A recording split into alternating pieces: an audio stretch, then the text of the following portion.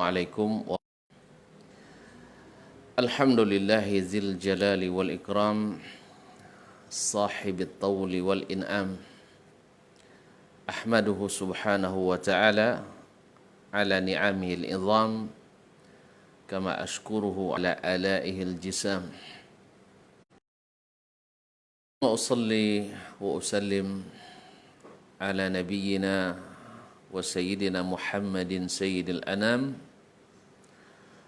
وعلى آله وأصحابه البررة الكرام ومن تبعهم بإحسان ما تعاقبت الليالي والأيام أشهد أن لا إله إلا الله وحده لا شريك له الملك العلام وأشهد أن محمدا عبده ورسوله خير من صلى وصام وخير من حج وطاف بالبيت الحرام ووقف بعرفة ودعا بالمشعر الحرام عليه أفضل الصلاة وأتم السلام ثم أما بعد فأولى ما يفتتح به الكلام بمثل هذا المقام الوصية بتقوى الله الملك العلام وطاعته على الدوام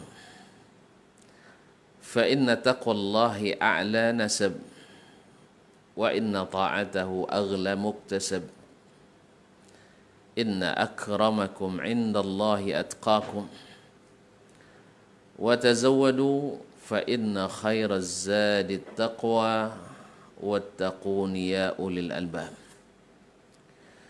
Bapak-bapak, ibu-ibu, saudara-saudara dan saudari-saudari, adik-adik dan anak-anak, para pendengar Radio Rabbani 91,1 ataupun para pemirsa yang menyaksikan melalui media live streaming dimanapun berada. Kembali kita diberikan nikmat oleh Allah Subhanahu wa taala dengan bisanya kita melakukan salah satu rangkaian acara yang mudah-mudahan menambah ketaatan, membukakan hati dengan keimanan dan menambah wawasan dan keilmuan yang dengannya mudah-mudahan kita mencapai ketakwaan, khususnya di bulan Ramadan yang hanya beberapa hari lagi ke depan akan datang dengan segala kebaikan dan keutamaan. Semoga Allah SWT berikan kita taufik, hidayah, i'anah untuk melaksanakannya dengan sebaik-baiknya. Amin. Kaum muslimin dan muslimat yang dirahmati Allah, salawat dan salam senantiasa pula menyertai majlis kita kepada Nabi kita Muhammad sallallahu alaihi wasallam yang menjadi guru utama kita, yang segala ilmu kita dikembalikan kepadanya. Mudah-mudahan Allah Subhanahu wa taala mudahkan kita untuk merasa cukup dengan apa yang diajarkannya dalam beragama ini dan dijauhkan dari segala hal yang mengada-ngada yang memang dilarang dan ditegahnya. Oleh itu kita berjumpa dalam rangka menuntut ilmu ini untuk mengetahui secara global, secara garis besar apa-apa yang mesti kita lakukan dan apa yang harus kita jauhkan dan apa yang kita kejar dan utamakan. Kaum muslimin dan muslimat, setelah kita berbicara dalam pertemuan sebelumnya tentang keutamaan Ramadan, tentang motivasi, tentang ibadah-ibadah andalan kita di bulan Ramadan, dan definisi serta niat syarat rukun syaratnya, maka pada kesempatan ini kita masuk pada pembahasan al-a'dharu asy-syar'iyyah al-mubiha lil fitri fi Ramadan, yaitu uzur-uzur syar'i yang membolehkan seseorang tidak puasa di bulan Ramadan. Ini lagi cukup viral juga akhir-akhir ini. Ada seseorang yang mengusulkan atau meminta kepada MUI untuk memfatwakan bulan Ramadan diundur saja. Mungkin karena niru seorang tokoh politik dari Aljazair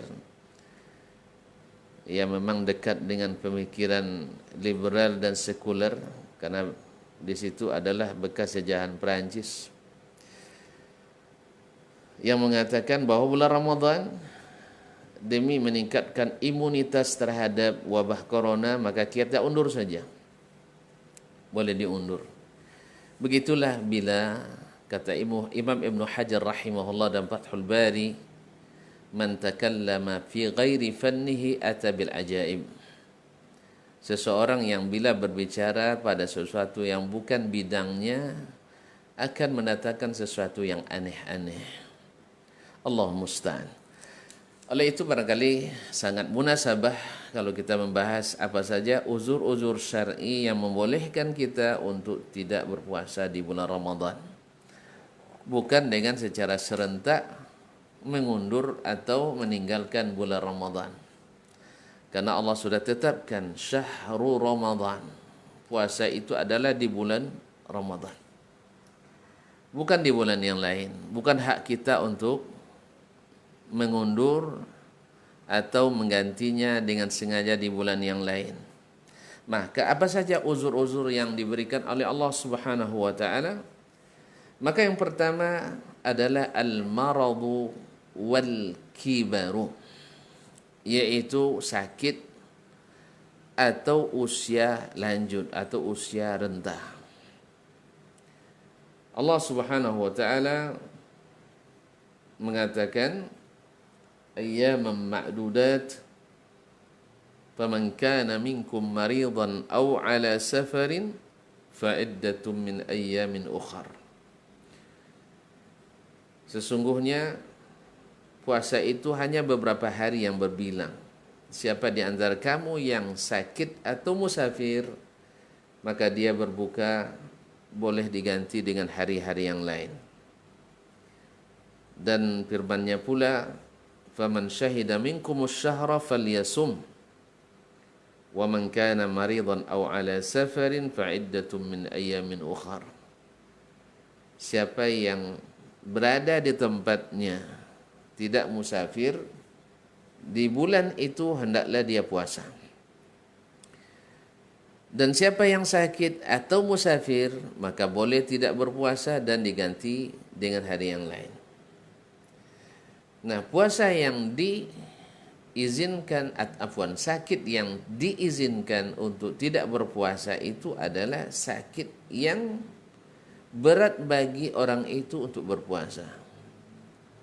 Seperti yang kita sebutkan kemarin, yaitu bertambah sakitnya atau semakin lambat sembuhnya. Adapun penyakit yang ringan, seperti bersin-bersin yang atau pening-pening sedikit kepalanya atau pusing-pusing, maka ini barangkali tidak termasuk sakit yang memberatkan bagi seorang berpuasa. Tapi ini adalah sakit yang berat baginya. Adapun sakit yang dan kemudian diharapkan sembuhnya. Adapun yang tidak diharapkan sembuhnya atau seorang yang sudah tua renta tak diharapkan bisa lagi berpuasa, maka orang ini otomatis tidak berpuasa dan tidak wajib diqadha. Cukup dengan membayar fidyah, yaitu memberikan ganti dari 1 hari, memberi makan 1 orang miskin, atau dengan memberikan bahan makanannya setengah sa' atau setengah zakat fitrah untuk 1 hari. Kaum muslimin dan muslimat rahmati Allah SWT, berkata Imam Al-Bukhari rahimahullah ta'ala, Wa amma syekhul kabir idza lam yutiqis siyam, adapun syekh yang sudah tua renta apabila tidak puasa, tidak sanggup puasa, faqad at'ama Anasun ba'da ma kabira aman aw amaini. Maka ada contohnya Anas ibn Malik sebelum meninggalnya, yaitu 1 tahun atau 2 tahun tidak bisa lagi berpuasa karena beliau meninggal dengan umur hanya 103 tahun.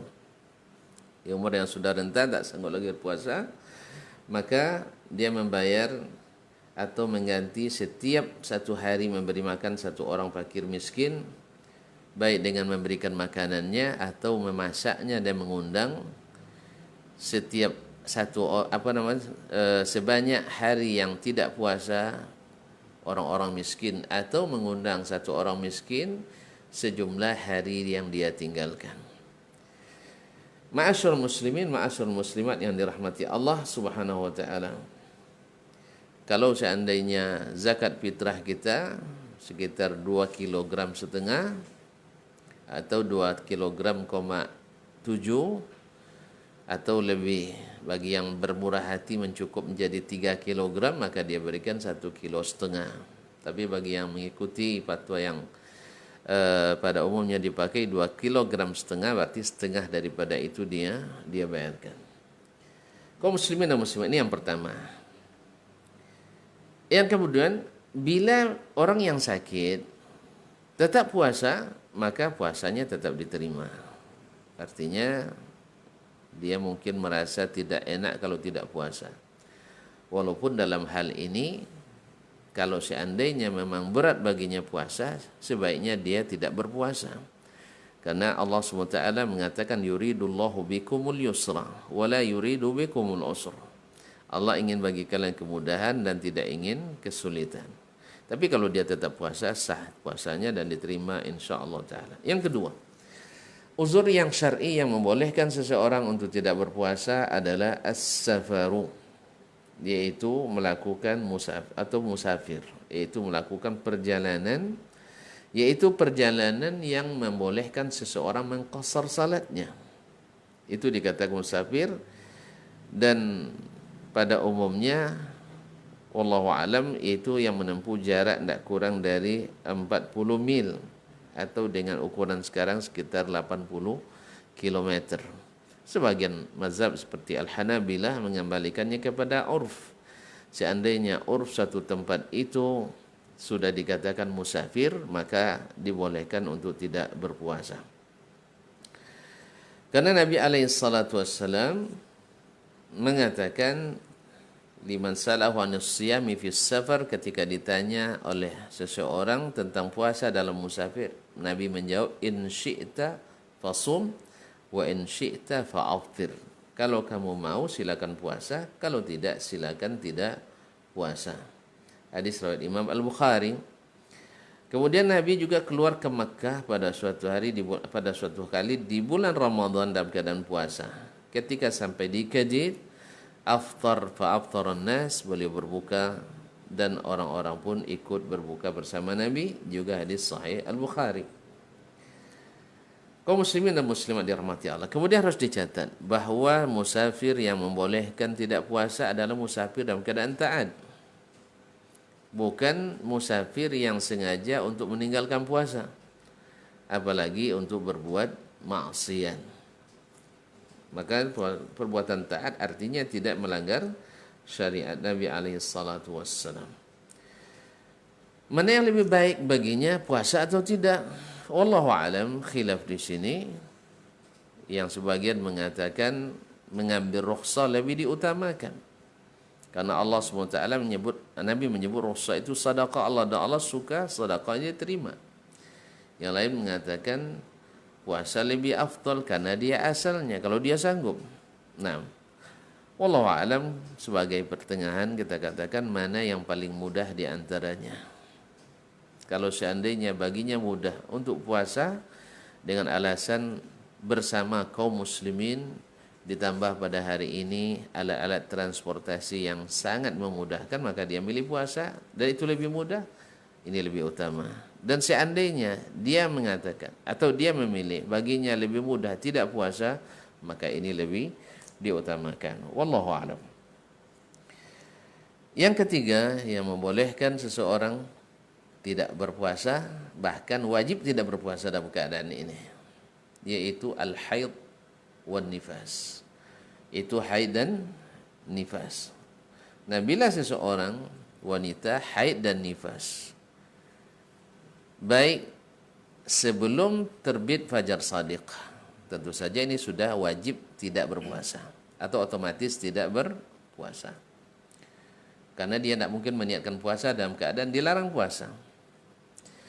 Ataupun haidnya datang di waktu siang sebelum terbenamnya matahari pada hari itu, maka otomatis dia membatalkan puasanya dan wajib mengqadha pada hari yang lain.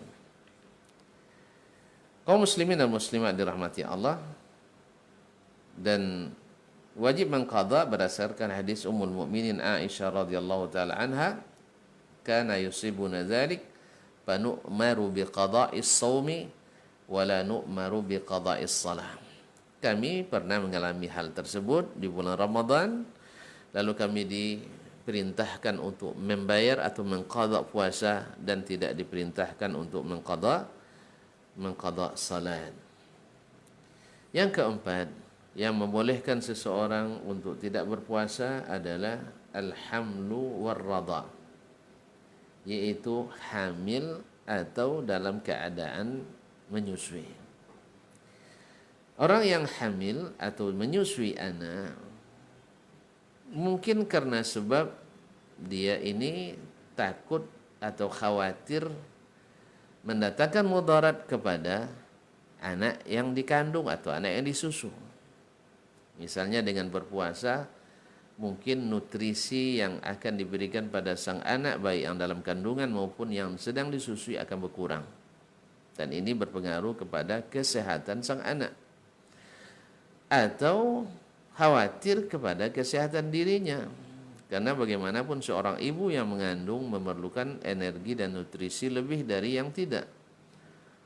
Maka bila dia sakit, otomatis juga menyebabkan kurangnya gizi dan nutrisi untuk anaknya, maka dikhawatirkan mencelakakan kepada dirinya dan juga kepada anak yang dikandung atau yang disusukannya. Maka oleh sebab itu Rasulullah sallallahu alaihi wasallam dalam hadis riwayat Anas bin Malik radhiyallahu taala anhu, "Inna Allah wada'a lil musafir syatra as-salati was-shaum wa 'anil hubla wal murdi' as-shaum." Sesungguhnya Allah menggugurkan dari orang musafir setengah solat dan puasa. Setengah solatnya dan menggugurkan puasa. Maksudnya boleh tidak puasa bulan Ramadan, bukan setengah puasa, tidak ada setengah puasa. Tapi setengah solat, yaitu 4 menjadi 2. Nah, wa anil hubla wal murdi as-shaum, dan Allah gugurkan dari orang yang hamil dan orang yang menyusui puasa. Beda dengan haid. Haid kan tidak boleh puasa, tidak boleh. Kalau sekarang tidak boleh sholat, tidak boleh puasa. Kalau ini tidak boleh tidak puasa. Kalau seandainya memang dikhawatirkan bermudarat baginya. Tapi kalau seandainya dia merasa bahwa nutrisi tidak akan kurang, badannya sehat walafiat, maka kalau seandainya dia puasa juga, maka seperti orang sakit tadi tetap boleh, atau puasanya tetap sah. Kaum muslimin dan muslimat yang dirahmati Allah Subhanahu wa taala. Dengan demikian selesailah permasalahan uzur-uzur syar'i yang membolehkan seseorang untuk tidak berpuasa, yaitu musafir, kemudian orang yang sakit, atau orang yang haid, dan orang yang nifas. Orang yang haid dan orang yang nifas. Atau orang yang dikhawatirkan akan binasa, yulhaq bil marid, atau sebagaimana fil hamili wal murdi, sebagaimana orang yang hamil dan sedang menyusui. Misalnya bila seseorang, kalau seandainya dia tetap melanjutkan puasanya, mungkin dia akan mati, maka di saat itu hukumnya sama dengan orang yang tadi menyusui dan orang yang hamil. Nah, Kaum muslimin dan muslimat, agar puasa kita tidak sia-sia dan tidak batal, maka kita harus mengetahui apa-apa saja yang membatalkannya. Karena akan sia-sia kita puasa ketika puasa kita tidak sah.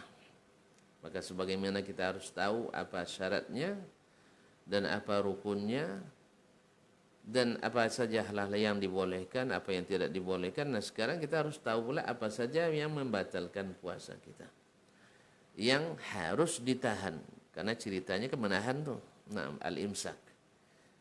Yang pertama adalah al-aklu awis syurbu amdan, yaitu makan dan minum dengan sengaja. Makan dan minum dengan sengaja. Nah, dan ini jelas dalam ayat dikatakan wa kulu washrabu hatta yatabayyana lakumul khaytul abyadu minal khaytil aswadi minal fajr thumma atimmus siyama ilal lail. Makanlah, minumlah sampai terbit fajar shadiq, kemudian sempurnakanlah puasa sampai terbenam matahari atau sampai malam. Ma'asyarul muslimin dan muslimat dirahmati Allah Subhanahu wa taala, idza aqbala al-lailu min hahuna faqad aftara as-sha'im, kata Nabi alaihi salatu wasallam, apabila masuk waktu malam dari arah barat ini, maka masuk waktu berbukanya orang puasa. Nah, kata-kata wa kulu washrabu, makan dan minum, lalu setelah itu disempurnakan dengan wa atimmus siyam, sempurna puasa, berarti tidak boleh lagi makan dan minum. Apalagi definisinya secara ijma' bahwa makan dan minum adalah pembatal utama puasa, sesuai dengan definisi al-imsaku anit ta'ami wasyarab. Nah, itu yang pertama. Kemudian di sini dikaitkan dengan sengaja. Artinya bila ada yang makan dan minum dengan tidak sengaja, artinya tidak sengaja, maka orang ini tidak batal puasanya, berdasarkan hadis Nabi alaihi salatu wasallam, man nasiya wa huwa sha'im fa akala aw shariba falyutimma shaumahu fa inna ma at'amahu Allah wa saqah. Hadis riwayat Imam Al-Bukhari dan Muslim. Yaitu siapa yang lupa sedang puasa lalu dia makan dan minum, maka hendaklah dia meneruskan puasanya. Itu adalah rezeki yang Allah berikan kepadanya. Allah yang beri dia makan dan minum. Tetapi bila ada yang melihat, wajib mengingatkan. Jangan bilang, kamu kenapa ingatkan saya? Bukan. Nah, itu kewajiban. Artinya bila kita sedang puasa, kita lupa makan, lalu ada yang mengingatkan, disitulah pentingnya tawassi bil haqna, ingkar munkar itu. Karena walaupun kita dia tahu, bila kita berbuat dosa misalnya, lalu kita tidak tahu, maka orang yang tahu wajib mengingatkan. Dan di sini pentingnya kaum muslimin, ini yaitu dosa yang kita tidak tahu, kan kita lupa nih. Tapi kalau dilihat oleh orang yang tahu, dia wajib memperbaikinya. Demikian juga dalam hal-hal lain. Bila kita melihat orang misalnya berdua, laki-laki perempuan bukan mahram, dan dia nggak tahu itu tidak boleh, karena orang semuanya sudah melakukan. Dan kita yang tahu mesti memberitahukannya. Kita yang tahu mesti memberitahukannya. Dan yang diberitahu, karena tidak tahu jangan marah. Nah, nanti diingatkan, kamu sedang puasa. Kamu kenapa ingatkan saya? Tidak. Jadi harus berterima kasih karena sudah diingatkan. Kemudian masuk dalam hal ini segala sesuatu yang masuk sampai ke dalam rongga, baik rongga tenggorokan apapun rongga sampai ke usus. Nah, segala sesuatu yang masuk melalui mulut yang hukumnya adalah hukum makan dan minum, seperti suntikan-suntikan yang bersifat nutrisi yang dimasukkan ke dalam tubuh kita. Adapun yang tidak berkaitan dengan nutrisi yang semata obat, maka seperti bius yang lokal sifatnya, bukan bius total, maka ini tidak insya Allah membatalkan puasa. Atau memasukkan kamera ke dalam lambung kita, tapi dengan syarat tidak dipoles dengan bahan-bahan lain yang merupakan termasuk zat yang bisa dihisap oleh usus kita. Tapi kalau hanya murni itu saja maka tidak membatalkan karena yang dimasukkan itu keluar lagi. Tapi kalau ada bahan-bahan lain karena bahan itu akan tinggal di dalam usus atau hal-hal yang bisa menyerap dalam tubuh kita. Demikian pula tidak masuk membatalkan sesuatu, misalnya congkel hidung, membersihkan telinga dan sebagainya, atau masuk tanpa sengaja air ke dalam telinga juga tidak membatalkan puasa.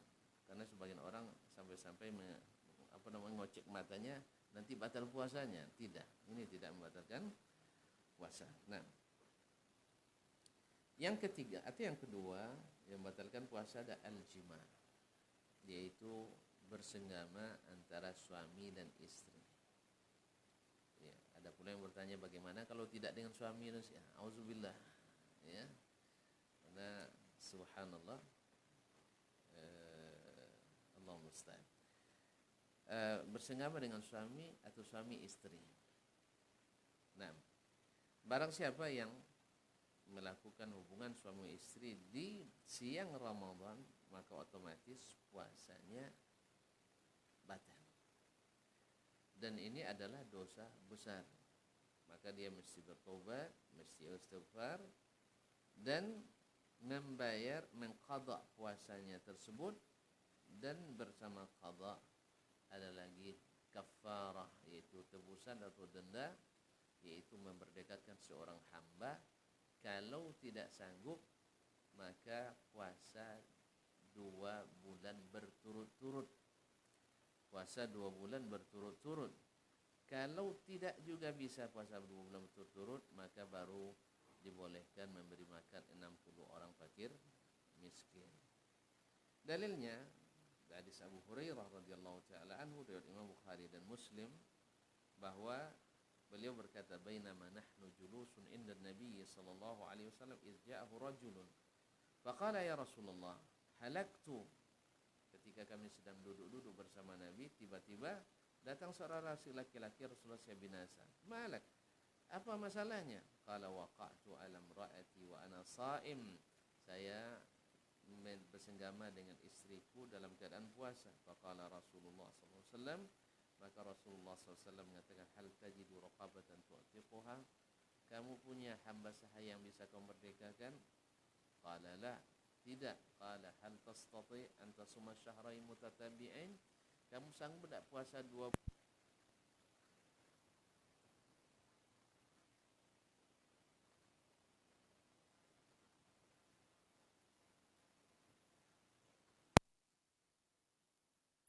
Nabi sallallahu alaihi afwan qala la qala hal tajidu it'ama 60 miskinan, kamu sanggup enggak memberi makan 60 orang fakir miskin?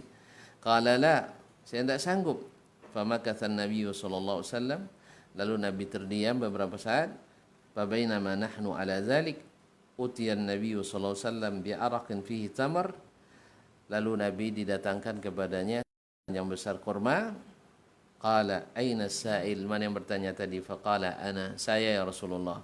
Qala khudh hadha fatasaddaq bihi, ambil ini dan sedekahkan kepada orang-orang tadi yang 60 orang. Faqala ar-rajul, lalu dia bertanya, a'ala afqara minni ya Rasulullah, saya berikan kepada orang yang lebih fakir dari saya?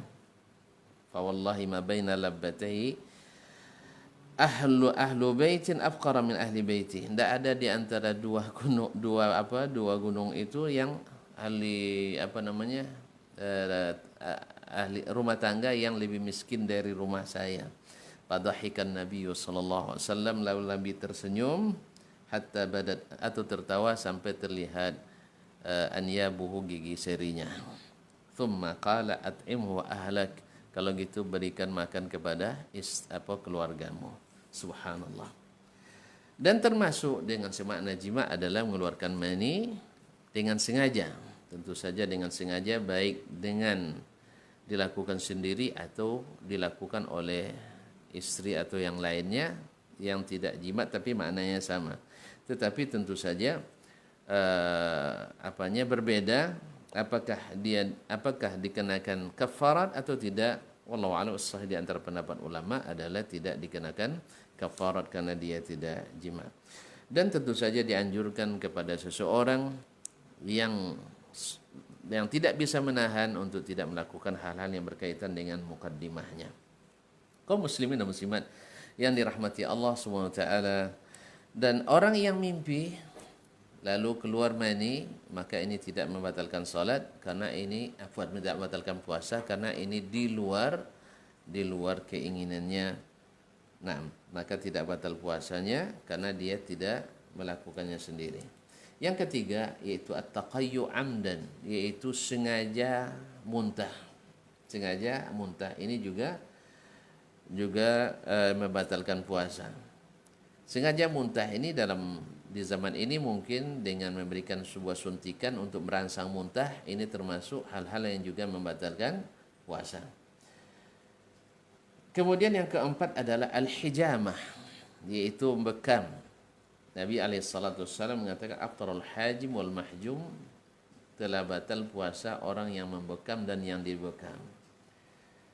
Nah, di sini terjadi khilaf, apakah orang yang kalau di zaman sekarang, dulu orang membekam dengan menghisap dengan mulutnya, maka dia juga batal puasanya.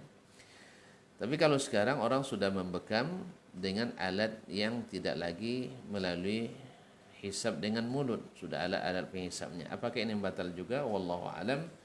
Ulama al-mu'asirin mengatakan atau kontemporer mengatakan yang seperti ini tidak membatalkan puasa orang yang membekamnya. Dan termasuk dalam hukum ini orang yang dengan mengeluarkan darah dengan al-fasdu,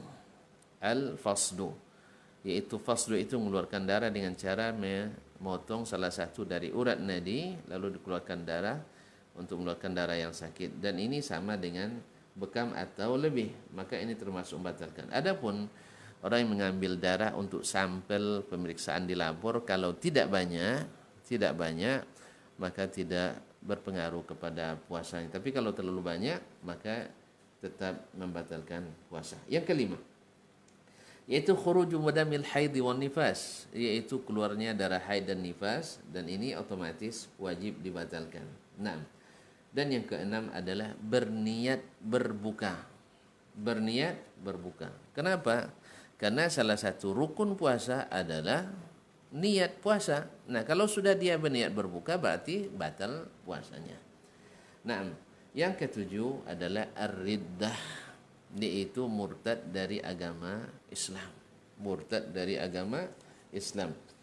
La in asyrakta la yahbatanna 'amaluk, dalam surah Az-Zumar ayat 65, seandainya engkau menyekutukan maka sungguh batal amalanmu.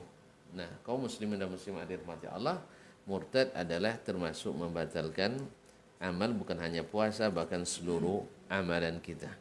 Kemudian masuk kita pada mustahabatus shaum, apa-apa saja yang disunatkan dalam berpuasa. Dan ini banyak, ini sebagai penambah penghasilan kita di bulan ini. Yang pertama adalah as-suhur. Orang kita nyebutnya sahur. Kalau sahur itu yang dimakan waktu sahur. Kalau suhur pekerjaannya. Sama dengan tuhur, itu adalah pekerjaannya bersuci, wa tahur yang dipakai untuk bersuci. Sama juga dengan fatur, itu yang dipakai untuk untuk sarapan, tapi futur itu sarapannya. Nah, yang kedua as-suhur yaitu makan di waktu sebelum salat subuh masuk, yaitu dini hari. Tasahharu fa inna fis suhuri barakah, atau fis sahuri barakah. Makanlah sahur karena sesungguhnya sahur itu barakah. Dan waktunya adalah, waktu sahur itu sejak lewat tengah malam sampai terbit fajar. Itu sudah boleh sahur. Tapi data yang kedua, afdalnya yang mana? Yang kedua adalah ta'khirus suhur, yaitu melambatkan sahur kita. Dia mengatakan tasahharna ma'a Rasulillah sallallahu alaihi wasallam thumma qumna ila shalah. Kami sahur bersama Nabi sallallahu alaihi wasallam, kemudian kami pergi salat. Qultu, perawi bertanya kepada Zaid bin Thabit, kam kana qadru ma bainahuma? Berapa kadarnya jarak antara pergi salat dengan sahur itu? Qala khamsina ayah, yaitu sejarak orang membaca 50 ayat. Bukan selesainya, sebagian menafsirkan selesainya, yaitu sejak dimulainya sahur. Nah, sejak dimulainya sahur.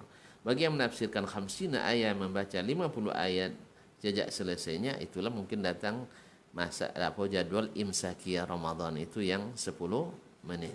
Karena membaca 50 ayat dari ayat-ayat pertengahan itu lebih kurang 13 menit sampai 15 menit. Kaum muslimin dan muslimat, tentu saja bukan ini maksudnya. Karena apa? Karena Nabi alaihissalatu wassalam mengatakan kulu washrabu la taghtarru bi adhani Bilal fa innahu kana yu'azzin bil lail, dan kalian terpengaruh oleh azannya Bilal karena azannya waktu malam.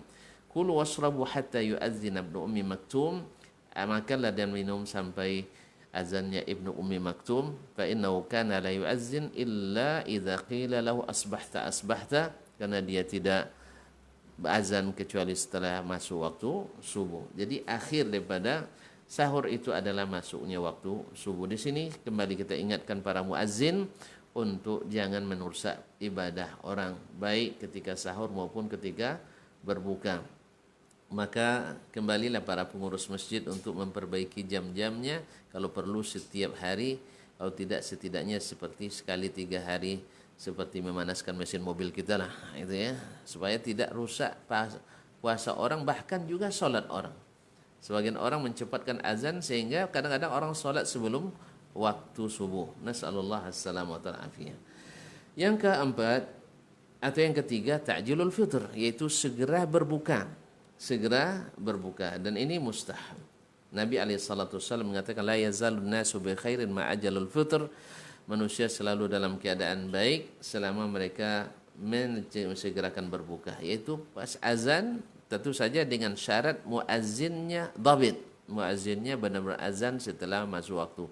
Kalau diketahui muazzinnya muhmil, tidak perhatian dan menyia-nyiakan, tidak amanah, maka kita harus melihat betul-betul memastikan sudah masuk waktu berbuka. Yang keempat, al-iftaru ala rutabat, yaitu memulai berbuka dengan rutab. Karena munasabahnya perut kita sedang kosong, lalu sebaiknya diisi dengan yang manis-manis dahulu, karena apalagi di rutab banyak sekali energi yang gizi yang dibutuhkan, dan para ahli mengatakan paling lengkap adalah pada rutab, yaitu rutab yang masih basah.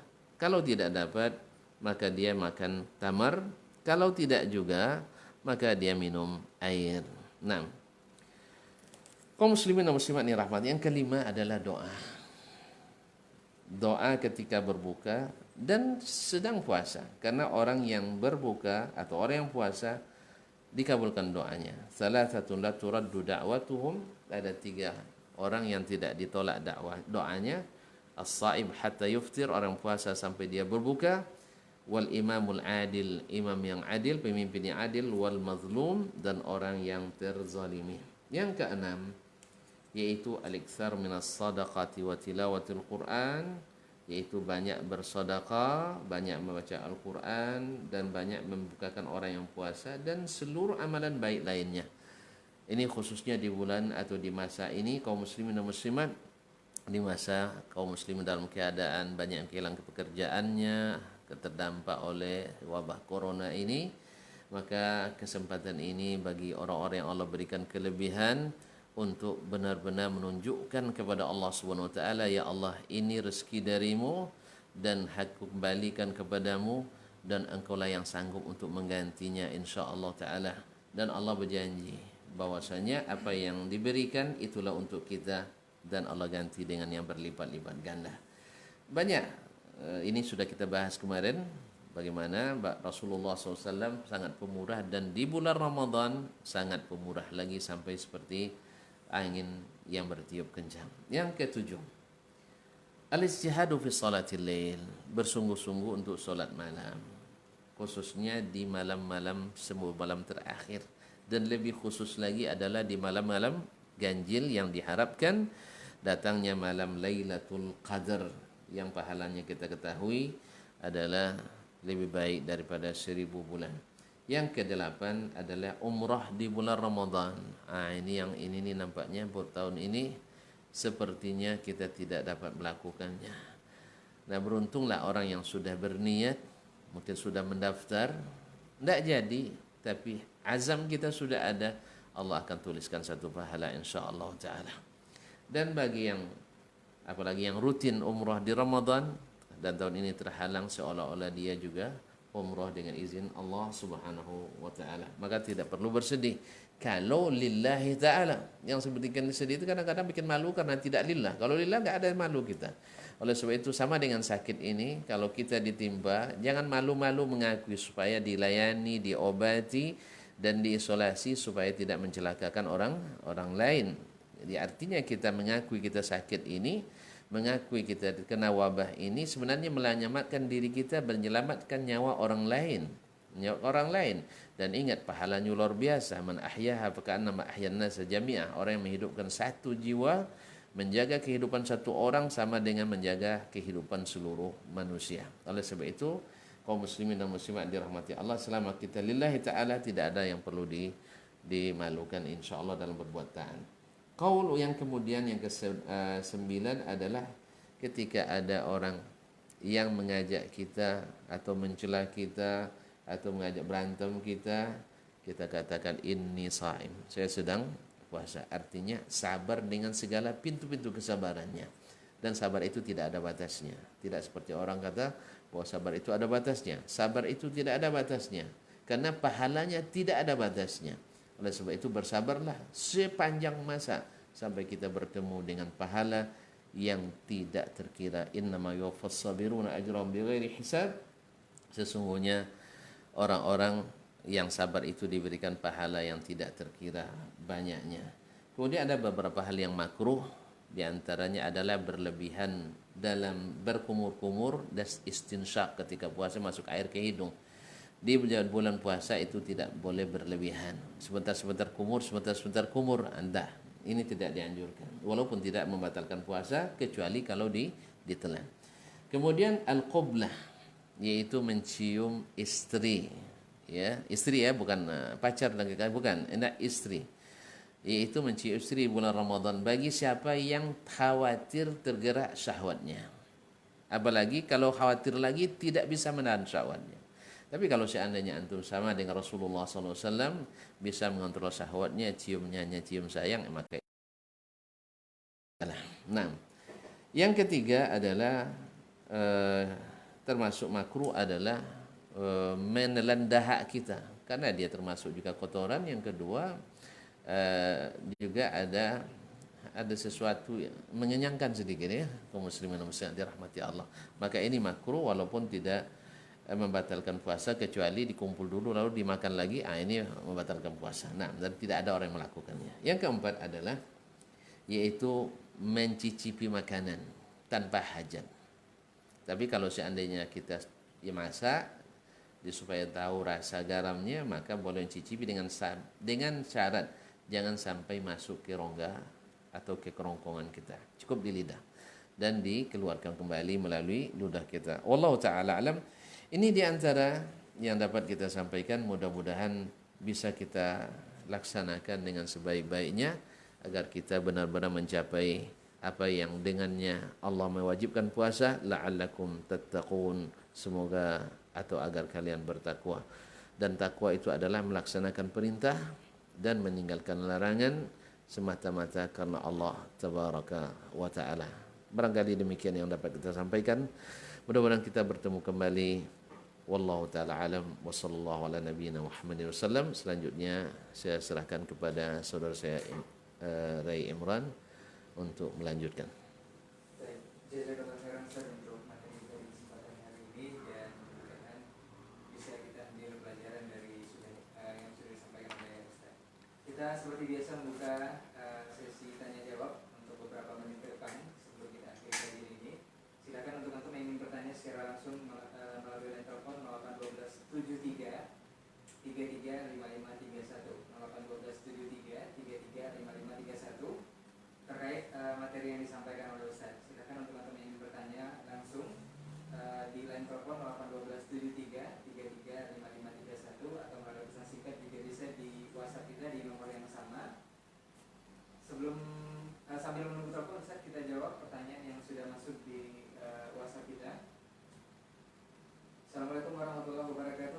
Waalaikumsalam warahmatullahi wabarakatuh. Dari 0812 3561 40 sekian sekian.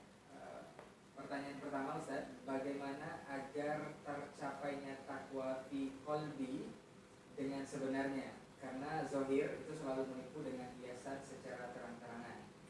Yang kedua, bagaimana mengetahui orang itu bertakwa pada bulan Ramadan, zahir wal batin? Nah, Baik, kaum muslimin dan muslimat dirahmati Allah, bagaimana menjadikan takwa benar-benar di hati.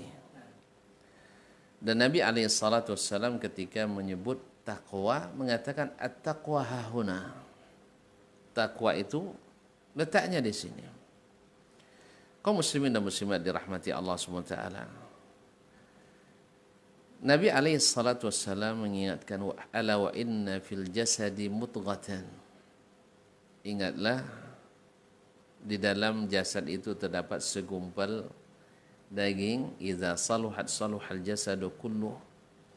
Apabila dia saleh, sehat, saluhal jasadu kulluh, maka saleh seluruh jasad. Wa idza fasadat fasadal jasadu kulluh. Apabila dia rusak, rusak pula seluruhnya. Nah, dengan apa hati itu akan sehat? Maka kita katakan dengan hidayah, dengan ilmu dan iman. Karena Allah Subhanahu wa taala kalau ingin menjadikan seseorang itu baik, yahdi qalbah, Allah berikan hidayah kepada hatinya. Dan Allah lapangkan hatinya menerima Islam. Wa may yuridillahu yahdiyahu yashrah sadrahu lil Islam. Siapa yang Allah ingin berikan hidayah, hatinya bersih, hatinya lapang menerima Islam. Nah, bagaimana kita mengetahui bahwa hati kita benar-benar bertakwa? Kaum muslimin dan muslimat dirahmati Allah, bila kita menerima perintah dari Allah, lalu lahir semangat yang menggebu-gebu untuk melaksanakannya dan berusaha untuk tidak mencari jalan untuk meninggalkannya, maka ketahuilah itulah cirinya takwa. Lihatlah Nabi kita alaihi salatu wassalam yang merupakan ana atqakum lillah wa a'lamukum bila atqakum lah. Saya adalah orang yang paling tahu tentang Allah dan paling bertakwa kepadanya. Maka Nabi SAW setiap datang perintah Allah, dialah yang paling hebat melaksanakannya. Maka detektor kita ada di situ. Bila hati kita mendapat perintah dari Allah dan Rasulnya, senang dan berkeinginan kuat untuk melaksanakannya, ini ciri khas orang yang bertakwa. Dan sebaliknya, bila ada larangan dari Allah dan dari Rasulullah SAW, terasa dalam hati kita ketakutan dan semangat untuk meninggalkan. Karena seperti kata sebagian as-salaf, innamal ilmul khasyah. Ilmu itu sebenarnya yang melahirkan rasa khasyah, takut. Ada rasa khusus dalam diri kita ketika mendapatkan perintah atau larangan Allah Subhanahu wa taala. Dan itu terasa ringan, tidak terasa berat, baik dilihat orang atau tidak dilihat orang. Seperti perkataan penanya tadi, karena yang zahir kadang-kadang menipu. Betul, zahir itu menipu, tapi tidak semua zahir itu menipu. Tidak semua zahir itu menipu. Karena yang zahir itu menunjukkan yang ada di dalam. Kalau seandainya di dalamnya bersih, insya Allah lahir yang bersih. Tapi untuk mengetahui itu adalah dengan ilmu, yaitu ketika Nabi SAW mengatakan saya paling berilmu, paling bertakwa, sehingga beliau mengetahui bagaimana Allah, mengetahui Allah SWT dengan benar-benar makrifat, kemudian mengetahui apa yang disukai Allah. Dan yang paling disukai oleh Allah dari kita adalah melaksanakan perintahnya dan meninggalkan serta menjauhi larangannya. Dan larangan Nabi sallallahu alaihi wasallam adalah larangan Allah, perintah Nabi adalah perintah Allah Subhanahu wa taala. Ini secara singkat yang mungkin bisa saya jawab. Nah. Baik, jazakallahu khairan Ustaz untuk jawabannya, mudah-mudahan bisa dipahami oleh yang bertanya. Dan bisa kita ke pertanyaan selanjutnya. Sepertinya telepon, kita angkat telepon Ustaz. Assalamualaikum. Waalaikumsalam warahmatullahi wabarakatuh. Dengan siapa di mana, Pak? Halo, assalamualaikum. Iya. Halo. Halo, assalamualaikum.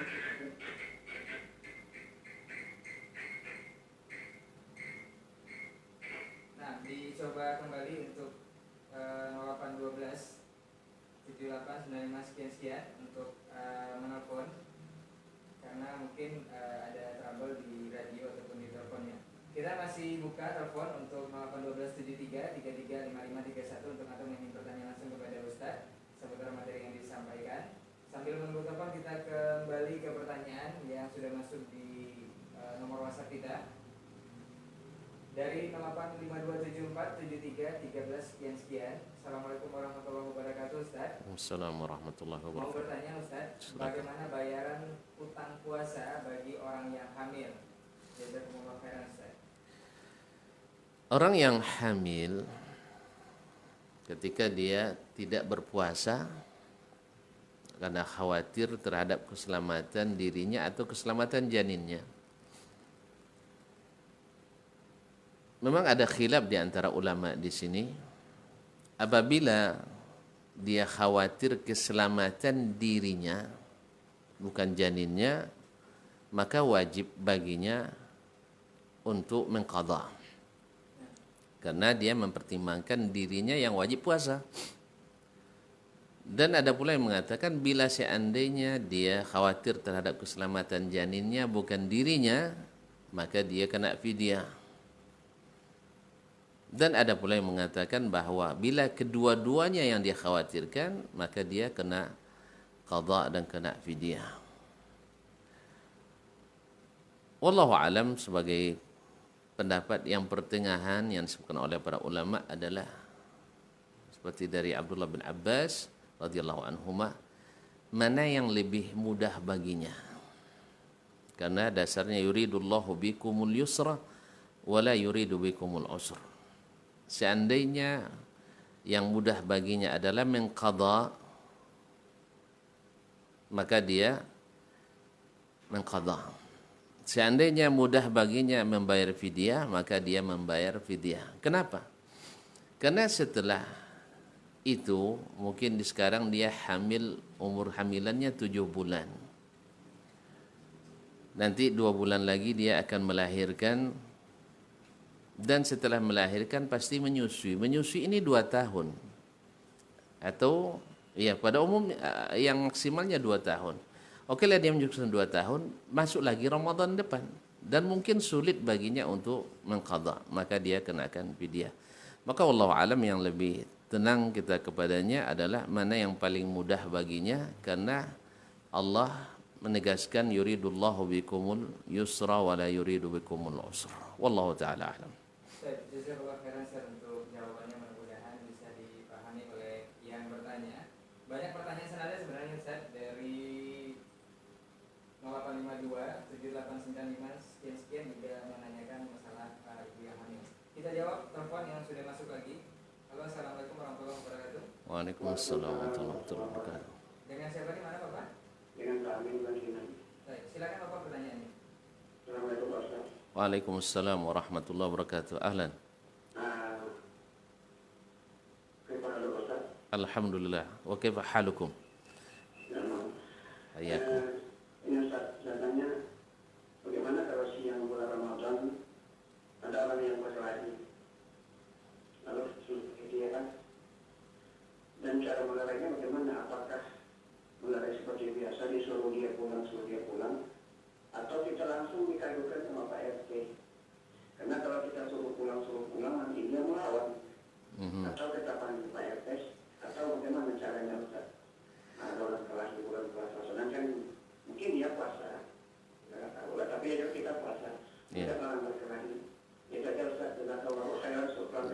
Assalamualaikum warahmatullahi wabarakatuh. Termasuk amal yang diutamakan adalah mendamaikan orang yang berkelahi. Nah, ya, wa in ta'ifatani minal mu'minin iqtatalu fa aslihu bainahuma. Sampai pada firman Allah, innamal mu'minuna ikhwah fa aslihu baina akhawaykum. Bahkan dalam hal ini untuk mendamaikan dua orang yang berseteru sampai dibolehkan untuk mengarang cerita yang tujuannya mendamaikan orang ini atau dusta yang dihalalkan. Oleh itu kalau bisa kita melihat ada orang yang berkelahi atau berselisih di waktu bulan Ramadan, bagaimana? Apakah kita adukan ke RT? Kalau bisa kita selesaikan langsung, selesaikan aja. Nah, kalau tidak selesai dengan oleh kita, tentu kita libatkan orang yang mungkin punya pengaruh kepada keduanya, baik Pak RT, Pak RW, Pak Lurah, ataupun siapapun, atau Pak Babin Kamtibmas atau Pak Babinsa dan sebagainya. Yang penting bagaimana keduanya tidak melanjutkan perseteruannya, karena ini adalah kepada Allah Subhanahu wa taala. Orang yang betul-betul beriman, insya Allah ketika diingatkan kepada Allah, dia akan meninggalkan kemungkaran tersebut. Wallahu alam. Jazakallah khairan Ustaz untuk jawabannya, mudah-mudahan bisa dipahami oleh Bapak yang bertanya. Kita ke pertanyaan lagi itu seperti apa Ustaz? Ada pertanyaan sepertinya banyak ini Ustaz. Kita jawab pertanyaan titik pertanyaan kemarin ini sepertinya Ustaz. Assalamualaikum warahmatullahi wabarakatuh Ustaz. Assalamualaikum. 13655176 sekian. Saya seorang pemuda dari Bangkinang, Seberang, baru hijrah Ustaz. Mau bertanya bagaimana caranya membuang susuk di dalam tubuh. Mohon solusinya Ustaz. Taib, kalau bertobat saya bisa ajarkan, tapi membuang susuk saya tidak pandai. Taib. Yang pertama, memakai tangkal, memakai jimat, memakai susu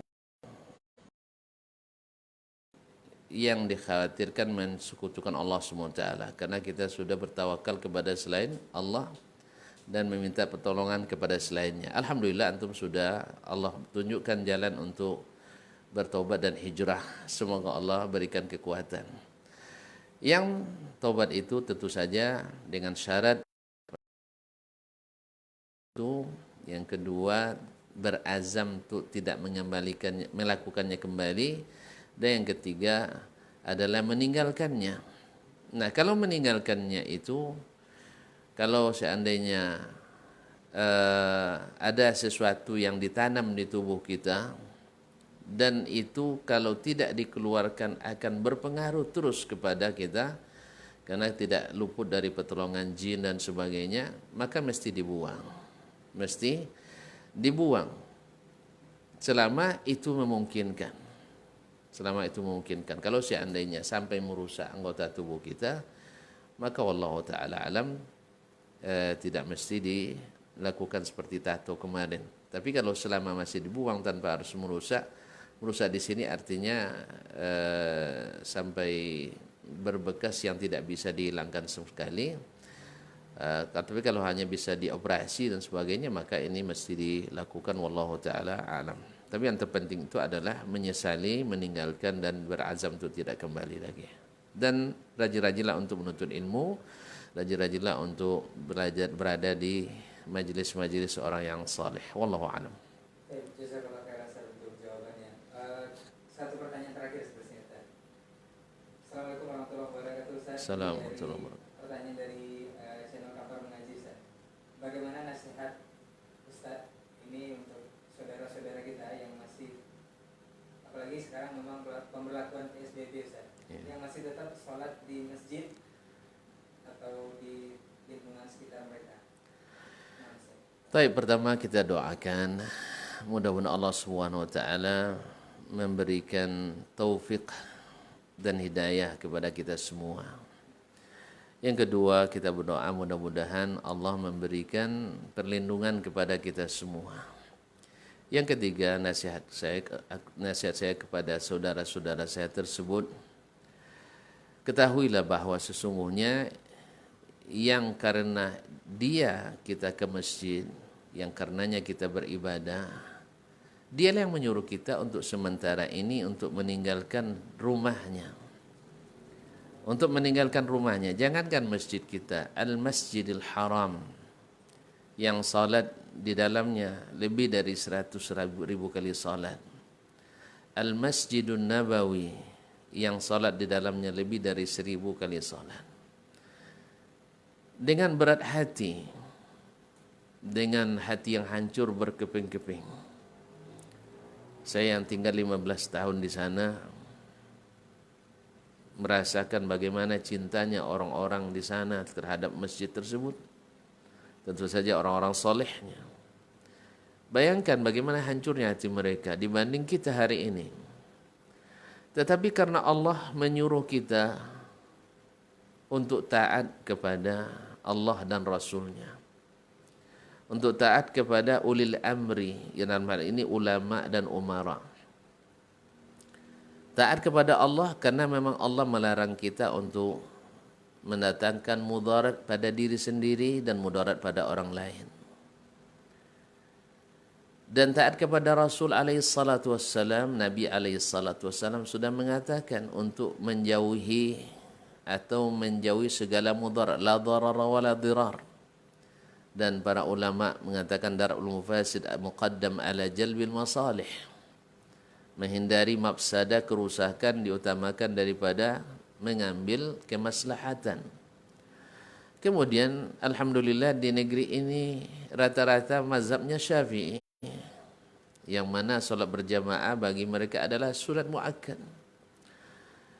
Walaupun yang sahih wallahu alam, yang sahih yang lebih kuat dalilnya adalah bahwa salat berjamaah bagi laki-laki itu adalah fardhu ain.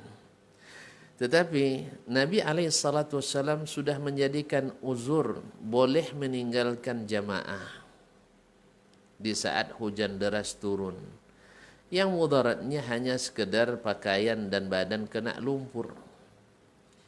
Apalagi ini adalah wabah yang membahayakan nyawa, maka Allah tidak suka kita membahayakan diri. Wala tulqu biaidikum ila tahlukah. Oke lah, para ulama dan ustadz masih berselisih, dari ustadz nasional sampai lokal sampai ustadz masjid. Ya, kita katakan kaum muslimin dan muslimat, bersatulah di bawah satu komando. Di satu ulama kita punya MUI dan kita punya pemerintah. Bahkan bila terjadi dalam masalah yang sifatnya ijtihad, terjadi perselisihan pendapat antara pemerintah dengan ulama, masalah ijtihad yang tidak ada dalil khusus dalam masalahnya, yang tidak ada dalilnya, maka didahulukan pendapat pemerintah. Apalagi dalam hal ini ulama dan pemerintah sudah sepakat untuk sementara kita meninggalkan beramai-ramai dulu sedapat mungkin, kecuali hal-hal yang tak mungkin ditinggalkan. Misalnya seseorang yang sudah tidak memiliki bahan makanan harus dia carikan, atau orang yang sakit harus diobat dan sebagainya, atau membantu mereka yang membutuhkan dan sebagainya. Oleh sebab itu jangan dianggap remeh masalah ini, karena sesungguhnya semakin kita tidak mau taat dengan himbauan ini, semakin lama proses berakhirnya wabah ini. Maka kepada saudara-saudara pengurus-pengurus masjid, jangan katakan saya belum kena. Kalau sudah kena untuk apa lagi? Kalau sudah kena, karena dia tidak nampak. Satu orang yang kena tidak kelihatan. Akhirnya dia bergelimang dengan seluruh jemaah, akhirnya kebanyakan tertular, dan di belakang mereka ada anak istri, ada kerabat, ada teman-teman. Dan tidak pula sedikit kita lihat di simpang-simpang jalan, di warung-warung masih banyak yang berkumpul, main domino dan sebagainya. Berikanlah contoh yang terbaik. Anak-anak kita kurung di rumah, kita berkeliaran, kecuali dengan untuk sesuatu yang bersifat bermanfaat bagi umat dan bagi keluarga dan kaum muslimin.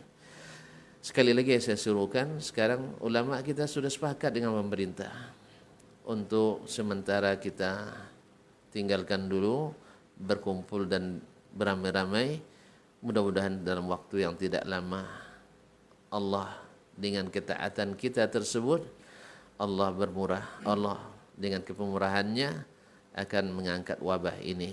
Dulu pernah di zaman para ulama seperti Ibnu Hajar radhiyallahu rahimahullah, waktu itu ketika datang wabah mereka melakukan keluar bersama-sama ke lapangan untuk melakukan doa tolak wala. Ternyata karena tidak sesuai dengan prosedur kesehatan seharusnya, karena Nabi SAW nyuruh kita untuk menjaga, atau sahabat menerapkan jaga jarak, bukan dengan berkumpul-kumpul. Kalau nak berdoa, Nabi SAW, Allah SWT, dimanapun kita, kapanpun kita, dan bahkan banyak tempat-tempat yang Allah siapkan untuk kita dikabulkan doa kita. Tidak selamanya doa bersama itu lebih baik daripada doa sendiri. Oleh sebab itu, sekali lagi, mari kita bersama-sama dengan memohon kepada Allah SWT untuk menaati segala himbauan tidak di rumah-rumah Allah. Mohon maaf dan terima kasih. Mungkin sampai di sini jumpa kita, dan atas nama saya sendiri dan juga kawan-kawan di Radio Rabbani, di Kampar Mengaji dan lain-lainnya, mengucapkan mudah-mudahan Allah SWT sampaikan ke kita ke dalam bulan Ramadan dalam keadaan sehat walafiat, dengan penuh keimanan dan ketaat, dan semoga kita diberikan kekuatan dan taufik untuk beramal sebaik-baiknya dan sebanyak-banyaknya. Amin ya rabbal alamin. Wa subhanakallah bihamdik asyhadu an la ilaha illa anta astaghfiruka wa atubu ilaik. Wassalamualaikum warahmatullahi wabarakatuh.